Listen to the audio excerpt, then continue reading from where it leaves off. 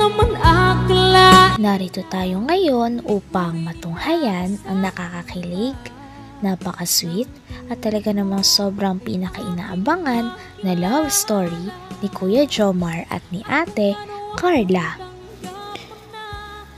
Sa pagpapatuloy ng ating istorya ay tapos na nga ang program nung araw na yun at syempre dumiretso na rin si Ate Carla, si Kuya Jomar at ang buong kalingap sa bahay nila Ate Carla upang mahatid na nila ng safe si Ate Carla.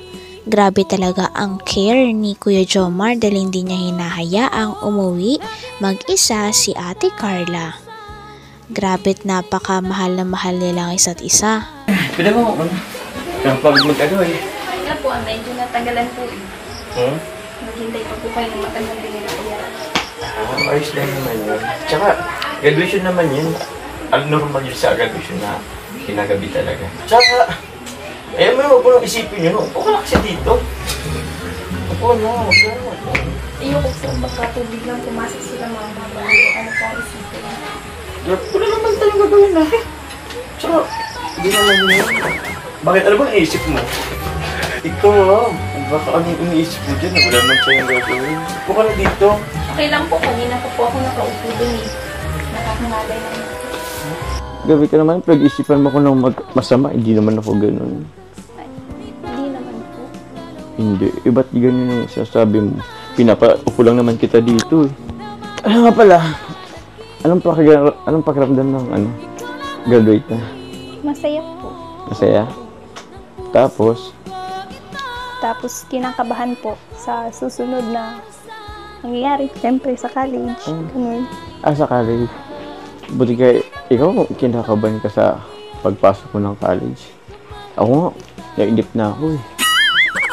Tagal mo na akong hindi sasagutin. Kakainip kaya. Ba't natahimik ka dyan? Malay niyo po, after ng college. Oh! After ng college? Grabe ka, 4 na taon pa yun ha. Ba't naman tagal? Kala ko pa naman, ngayon mo ako sasagutin. Ganda-ganda pa ng suot ko eh. Halika na kasi dito. Usap tayo. Upo ka na kasi. Mahilig na pati ako sa'yo. Ready ka? Ano po yun? Kailan kasi dapat medyo malapit lang. Kinakabahan nga ako dito sa regalo ko eh. Hindi ko alam kung matutuwa ka o hindi.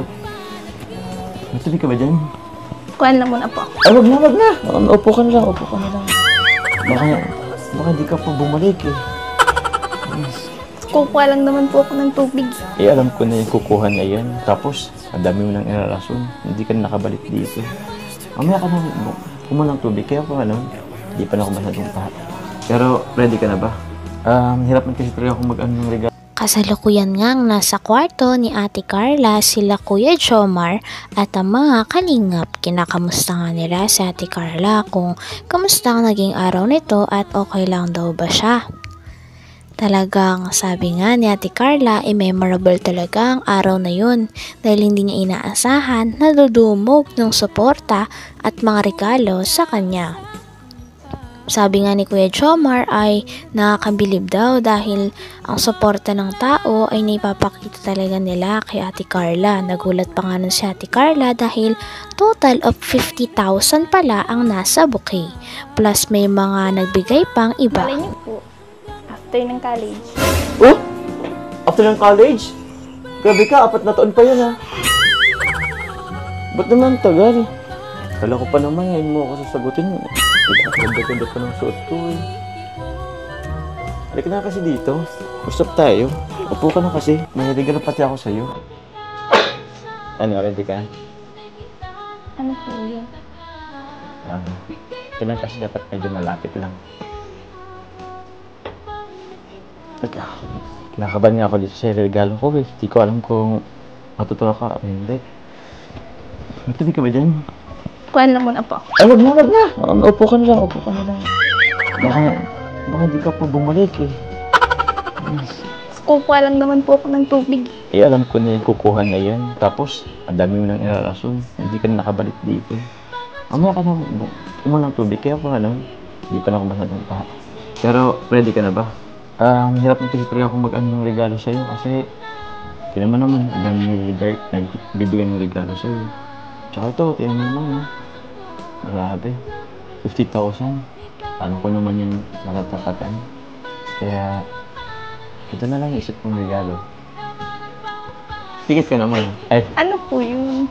ito kasi regalo ko. Mas maganda kasi ito kung mas surprise ka talaga. Pwedeng tikit ka muna. Ano po kasi yun? Ipikit ka muna kasi. Kasama kasi sa ano para matuwa ka, para ma-surprise ka. Kailangan mo pumikit. Pwede naman pong ibigay. Hindi ka kasi nga, siyempre, paano yung ano, para may element of surprise. Mas maganda kasi yun. Kaya pumikit ka na lang. Pero grabe ah. Ganda, nakita ko. Diyan ko picture natin ah. Sa akin naman, hindi siya nakadikit sa dingding. Pero nasa ano yun, nasa side table ko kasi yun. Nakaano pa yun. Naka-frame pa yun. Pero sige na, huwag mo nang ano, pikit ka na lang. Pikit ka na. Sige po. Sige.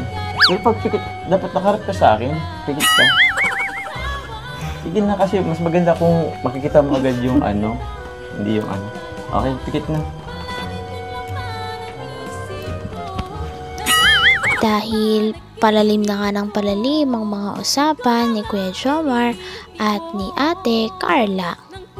Kaya naman, nung nadala na nga sa usapan si Kuya Jomar ay pinapikit niya nga si Ate Carla at balak nga nito sanang i-kiss si Ate Carla sa cheeks nang biglang pumasok ang mga Kalingap boys at nagulat si Kuya Jomar.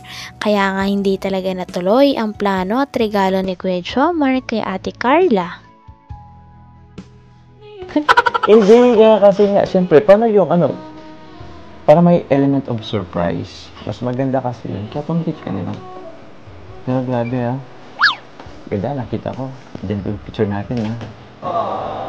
Sa akin naman, hindi siya nakadikit sa dingding. Pero nasa ano yan, nasa side table ko kasi yan. Nakaano pa yun. Naka-frame pa yun. Pero sige na, huwag mo nang ano, pikit ka na lang. Pikit ka na. Sige po. Sige. Pero pag pikit, dapat nakaharap ka sa akin. Pikit ka. Sige na kasi mas maganda kung makikita mo agad yung ano, hindi yung ano. Okay, pikit na.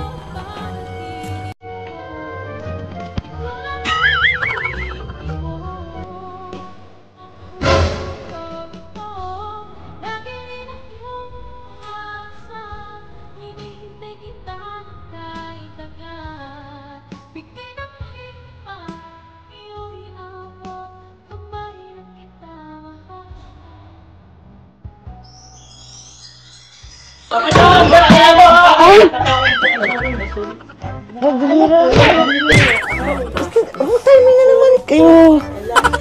Kakain na po nga tawag sa nanay eh. Kasalanan mo yan. Mga papatid ng bulak. Bro, kasagulit naman kayo. Ba't ba bigla kayong napasok? Ay, tawagin na lang po kayo kakain na. Hindi ka man nag-abiso. Nag-chat ka dapat ka. Bakit kuya? Ano pong... Ano Kaya po. Karna nga po, kain na po tayo. Teka, yung regalo ko. Yari ka, magagalit ka naman sa akin. Kasi kayo eh. Wrong timing kayo lagi. Hala, parang may ginagawa sila kanina. Ano kaya yun? Mukha mo. Ano palagay mo? Hala, hala, parang ganyan. Hala! Dami naman kanina. Ayan na, mga bisita. Kain na guys. I've been feeling so small. Watch the clock ticking off though. Ay, yung gusto ko, carbonara. Masarap ang carbonara dito. So, ayun mga kalingap, thank you so much po for watching. At nandito kami ngayon, kakain kami. Anong oras na po? 9 p.m.